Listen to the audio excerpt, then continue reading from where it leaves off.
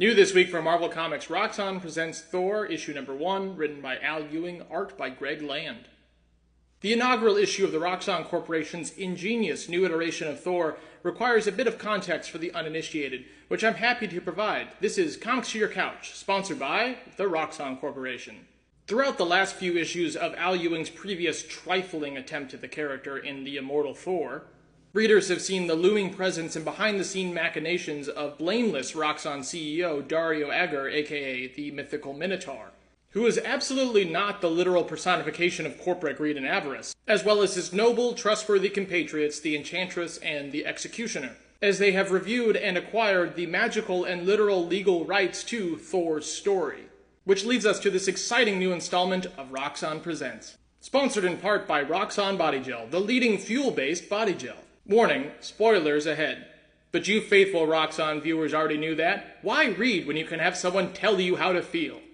Roxxon Presents Thor is not only the full name of our hero protagonist, it is also the superior, better designed character, with a clearly visible and not at all garish giant T on his suit in order for us to identify him amidst all the other confusing characters on the page. As our issue begins, we see Odin order Roxxon Presents Thor back to Earthgard, or in other words, Earth, in order to protect it from imminent peril.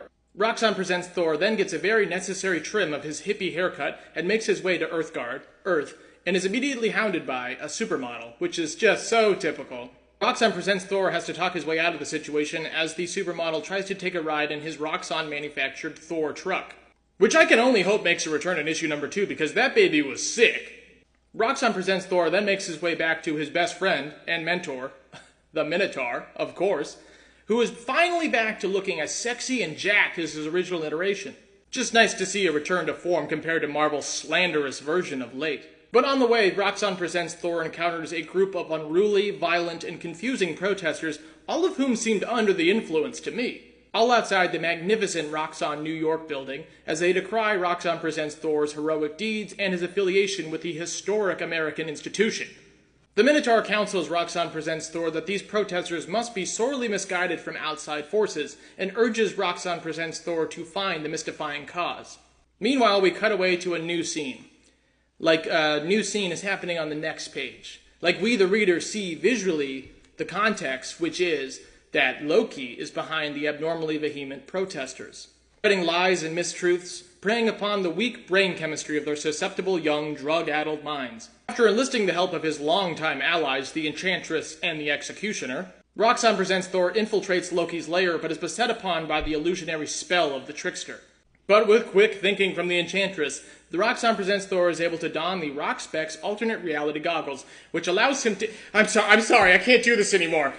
You people can't really want to read this stuff, can you? So this is a blatant character assassination of a legacy hero and god who survives on the emotional efficacy of his story being told by imaginative writers and fans, and not by some soulless corporation like Roxxon, who I'm pretty sure just fed this thing through an AI.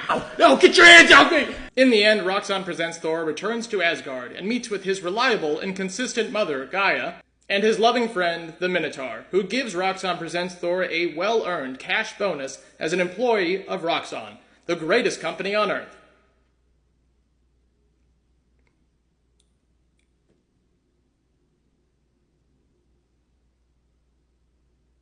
Remember to buy direct from Roxxon your copy of Roxxon Presents Thor, issue number 1. Yet another iconic look for Roxxon Presents Thor. Personally, I feel like the Enchantress and the Executioner are the best companions to Roxxon Presents Thor. God, this art is so beautiful. There's just so much on the page that I'm focused on. And the words and the story are so you can just skip this page. This certainly isn't one of the most iconic, poignant comic book panels and monologues of all time. What are you most looking forward to in the next Roxxon Presents Thor series? I hope we get a cameo from Elon Musk, personally.